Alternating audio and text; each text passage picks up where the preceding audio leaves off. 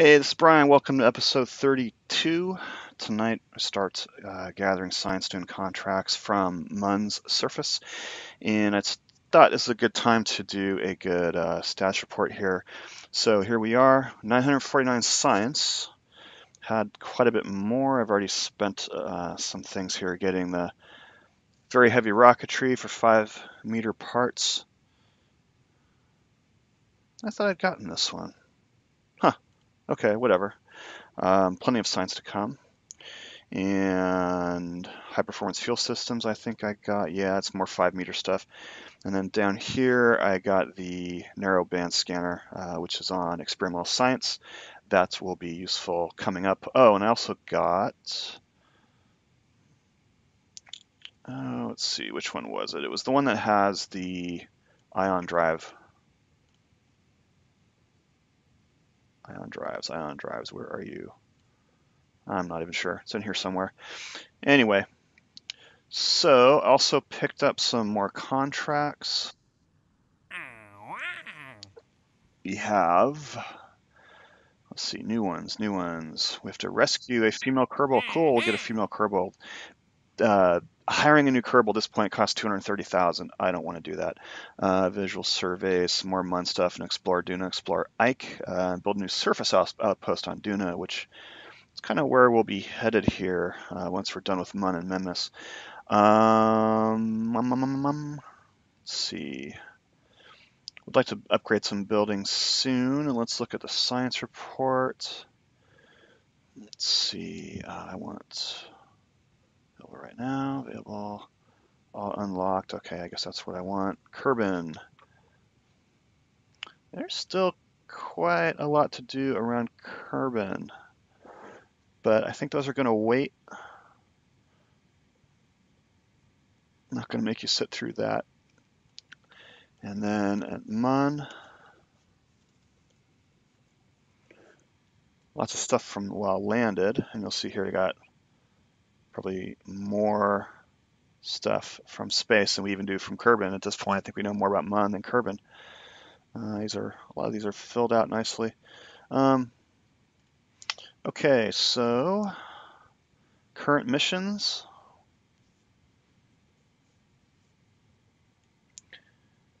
Let's see, I've moved. I got Kerbal Station around Kerbal, of course. That's where the OTV is right now as well. Now on the polar base, I've kind of spread things out a little bit. I moved the cargo lander down here, kind of where the old base used to be, and put a flag there to target it. I was trying to keep things away from this base right now. I can always refuel the cargo lander with a tracked vehicle anyway, and the rover's sitting way over here. It can actually be returned home. It has no further purpose here now that the tracked lander is here. The James Caird is what I'm going to name it once I get up there. And then we've got a 3 Kerbal crew up here to do the first missions up there. That's what we'll be doing tonight, is taking some of these contracts down. We've got resource scanning going on here still, but of course they're long since scanned everything. Got some resource scanning here. And then in other news, I want to launch probes towards Duna in 8 days, so that will be coming up. Hopefully I can finish off Mun before that happens. This will be a home and transfer out there, so anything that's going to stay at Duna could potentially be launched at that time. You know, I know that Duna is going to have all the resources I need, but I'm going to play this like the real deal and see if there are resources there first. So I will launch a volley of probes off first. So let's get down to it. Now I'm going to do a test here because I still have some problems with the Mun Base. So let's see if this thing flips out if I switch directly to it. Yep, there it goes. Still doing its shenanigans. I'm going to do a quick test and see if I can fix this. Okay, so trying to defeat this bug, I mounted a harpoon on the side of this module here, and let's see what it does. I don't know if I can use the harpoon functionality.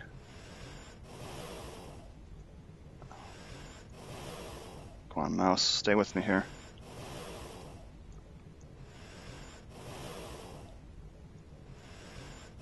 Okay, I'm gonna have to fire it from inside the base. This is how I got Bill up here to do that. Just want to test this out and see if it works. I'm defeating a bug. I'm very fair with my gameplay, but when bases start jumping up in the air for no reason, then it's time. That's cheating, right? That's nature can throw whatever it wants against me, but invalid physics requires, shall we say, extraordinary measures. Okay, hopefully Bill survived that. It went farther out than I thought it would. Alright, looks okay. Now let's see if I can make this thing jump again.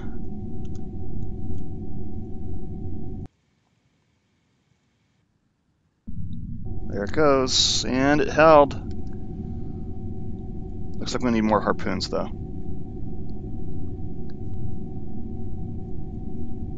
Okay, I'm going to set all of those up. I brought 8 of them up here.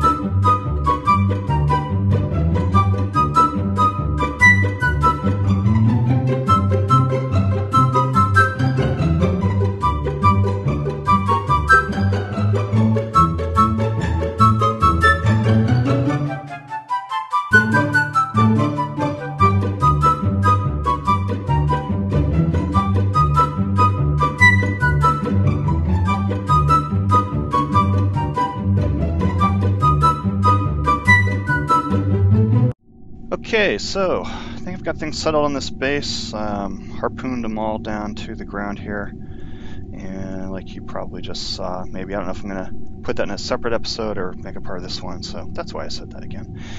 So they're all in here ready for the first flight, and pull up the science thing, and right away we've got some science we can do, so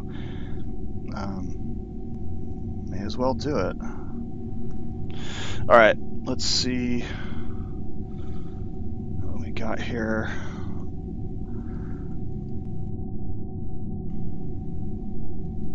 Yeah, I think this one's the closest here. Activate navigation. 87 kilometers. Heading is 255.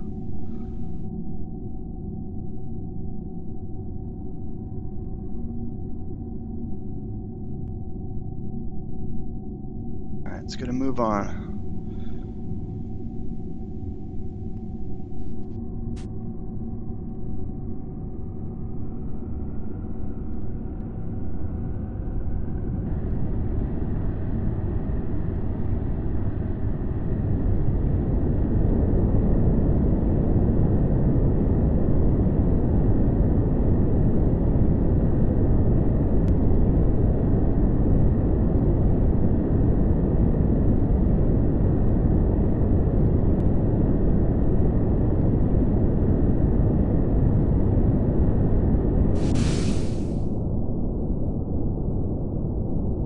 a nice thumbnail right there.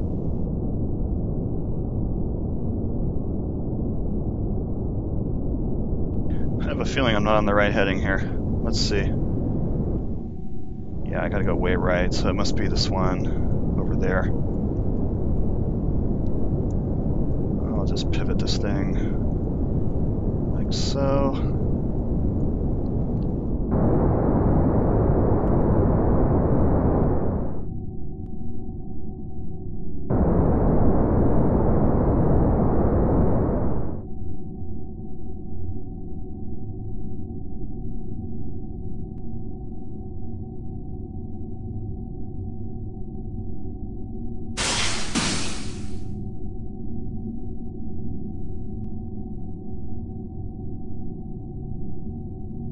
Fall short, so.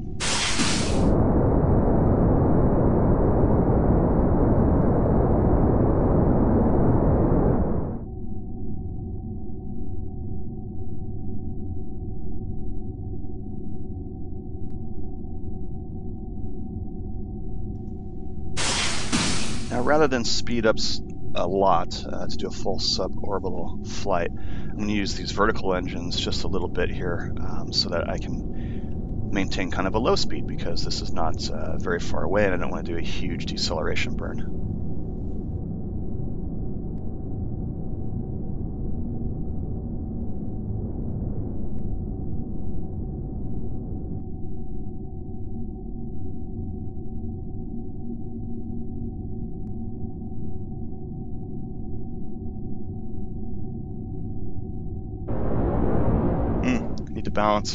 Balance all. Keep them balanced. They don't look very balanced to me. I probably should have used my horizontal engines for this.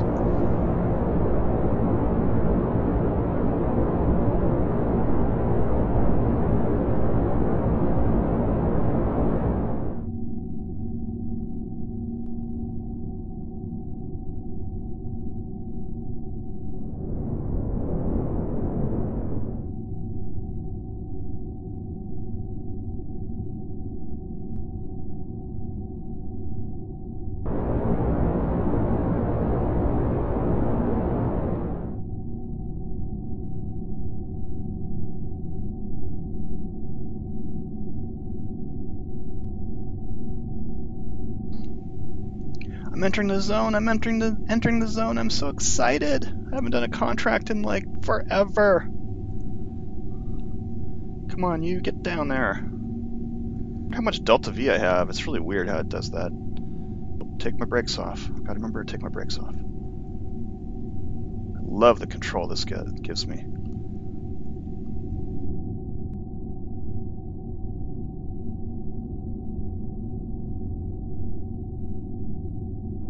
Touchdown.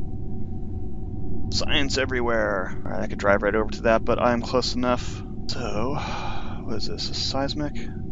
Where's my seismic gizmo? Okay, I guess I need a scientist for this. Got something in it.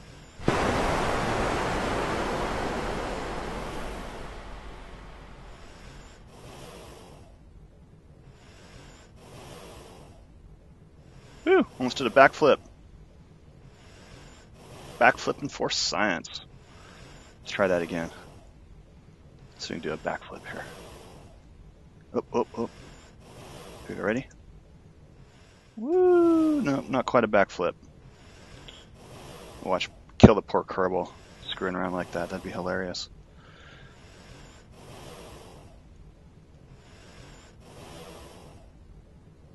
And yes, I skipped ahead a little bit. What I was trying to do here after having some fun on EVA was take all the science out of these experiments and place them into the various hull sections. The trouble is that those hull sections are in the center there, between those two fuel tanks, underneath the monopropellant tanks. You know, behind the science experiment, behind the cockpit is all really difficult. I even moved the vehicle over to a hill so I could try and reach up underneath it and get science in there. And eventually I got it all, and then headed off to these other two contract points to fulfill those as well. And right now I'm kind of questioning my wisdom of doing a contract on the night side. I should not have done that because these engines don't have alternators. And so my electric power, which was topped off when I left, is slowly draining out here.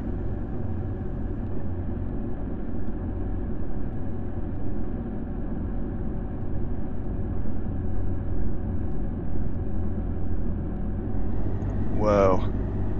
I lucked out there. I completely lucked out there. I didn't see that coming. My mouse kind of lagged up, and I really wanted to brake instead of use the fuel because I'm kind of low on fuel. And this thing totally handled it, so I'm stoked. Alright, what is this? So I did a little hop over to an anomaly. I think I'm low enough on fuel that I'm going to actually have to fly that cargo lander out here. I think am I losing? No. Okay, good. I figured out a more fuel efficient way to fly this. I did not go very far at all. Alright, so this is an anomaly. What is this thing?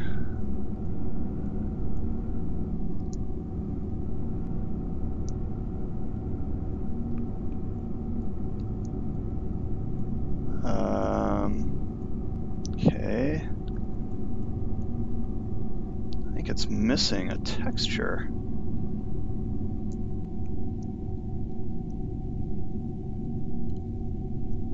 Oh. That's a UFO. What do you know? Take a screenshot of that. Can you get science from this thing? Could it be a biome? And this is post me butting in here to say that after about 5 or 6 minutes of flying around that, nothing to really see or do there. Alright, back to past. Alright, I'm going to have to find a flat spot and get that tanker out here. Take a look here. First need to get rid of this.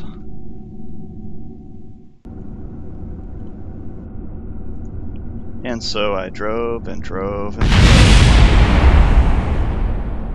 And I lost some more batteries, which is really not good at this point because I'm not finding any flat spots here, and I'm starting to get a little bit low on electricity. But of course, searching and searching and searching, eventually I did find a decent spot to try and land this behemoth of a tanker. And this bit is pretty straightforward, so I think I'll just play some music and let you relax and watch the show.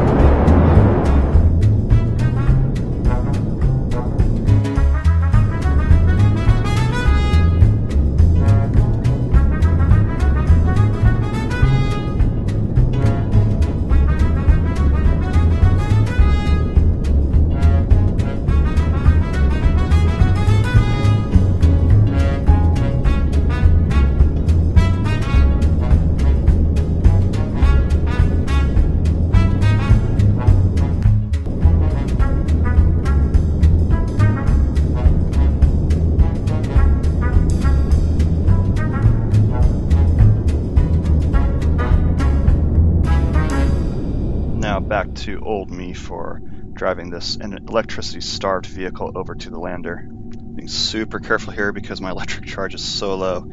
If it goes down to 0, these guys are going to, the consequences, they raid the supply cabinet, they lose the supplies, and then they're going like a hunger strike. They won't work, they won't do anything. So, just very carefully here. I might even send one EVA so that he has a little extra time. Let's see how this works.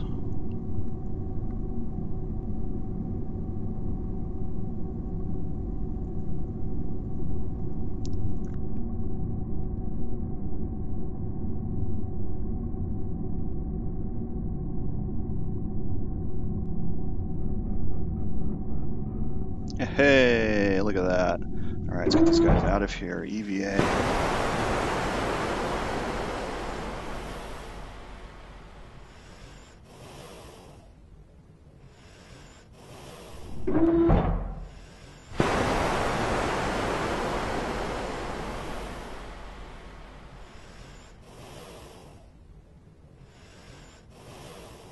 Yes, victory is mine.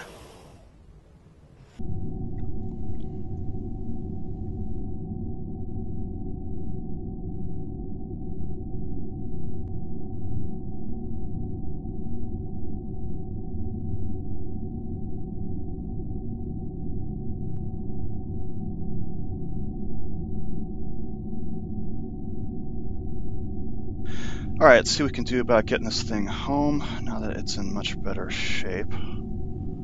These tanks here are full. Let's see, I gotta get the fuel balancer going here. I gotta figure out how to turn off that X. Mun Base, set as target.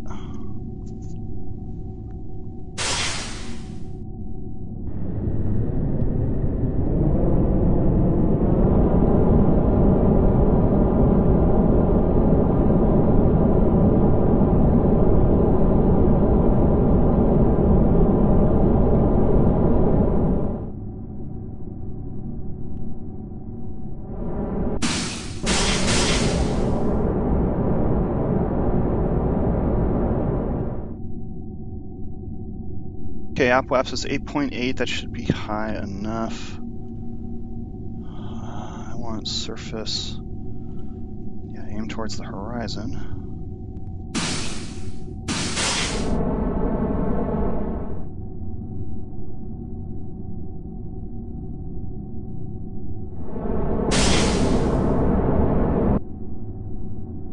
That should do it.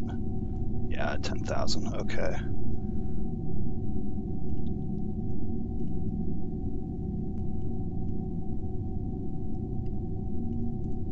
Yay, electricity.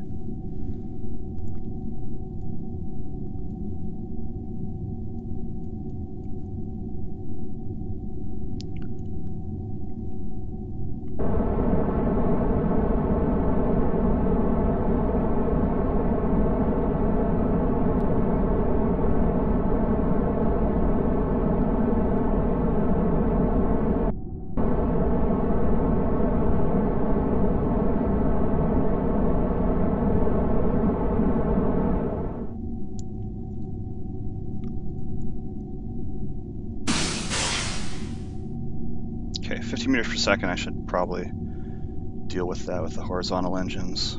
Let's see if I can kill this. I can kill that. Just prograde vector over to the base.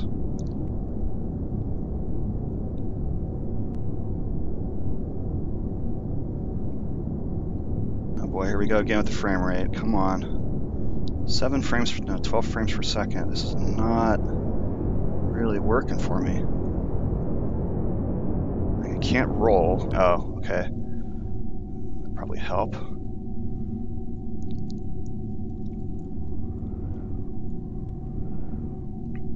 Okay, see that my horizontal velocity is down to 11. That's fine. Just need to remember to turn off my brakes.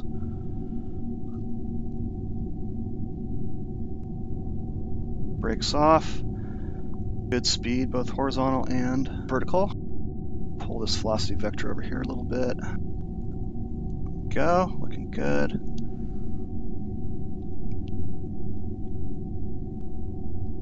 on a slope here. I'm going to level out, right, land just on the other side of that rock there. How's this for precision flying here? I have an idea for a replacement ship. Look at that, I just kissed that rock. Yeah, I could probably build an LLL cargo lander that would beat the pants off of that upright rocket fuel tank system there.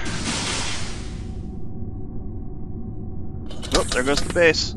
Look at that, flying up. It's been a while since I recorded the start of this episode, and I think I mentioned that I basically installed a whole bunch of anchor parts from Infernal Robotics and shot them right down into the ground there so that if the base does fly up, which obviously it still does, it won't go very far because it's tethered to the surface. And in fact, that noise you just heard was the same noise as those firing. I wonder if if something happened.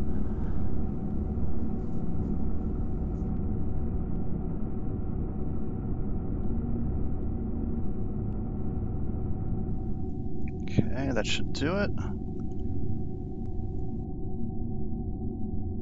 Now let's see what I can do about getting the beast back here.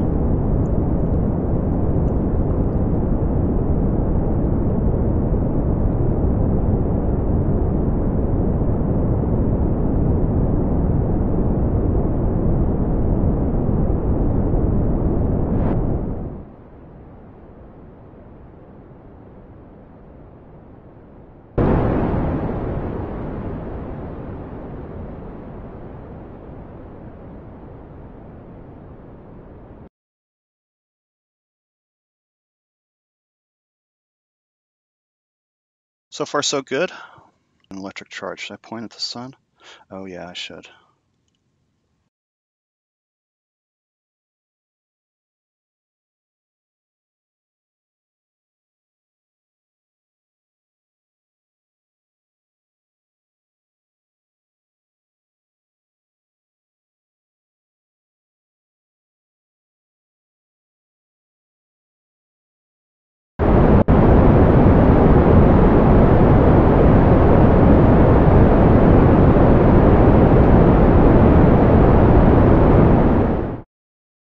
Whoa, I way overburned there. Shoot. I got very distracted. That is not good. Okay. I'm gonna have to get creative here.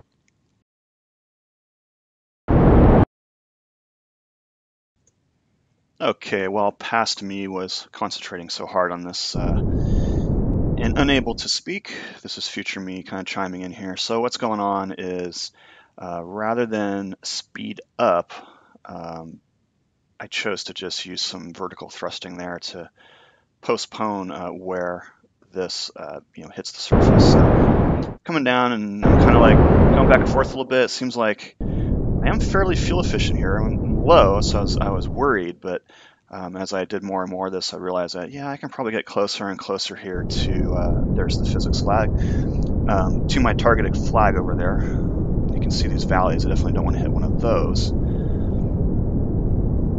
So now I'm confident I can set this down pretty much wherever. I just need to kind of get orientated correctly, which is always a challenge. I think in the future I might put like a red light on the craft somewhere so I know when I'm looking at that, then if I push W, it's going to tilt away from me like it does on launch. So I'm just trying to get some control here, get it moving in the right direction.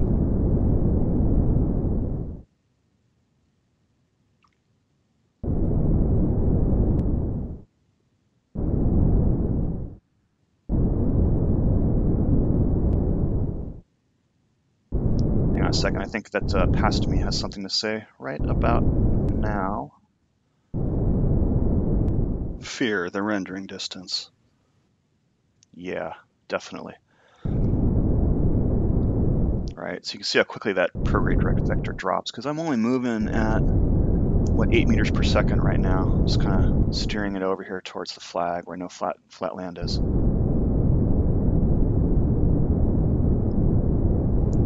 Alright, so live me is going to start talking again. This is past me signing out for the moment.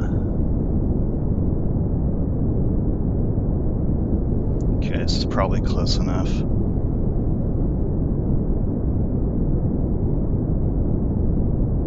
Zero out my velocity here. Okay, straight up and down.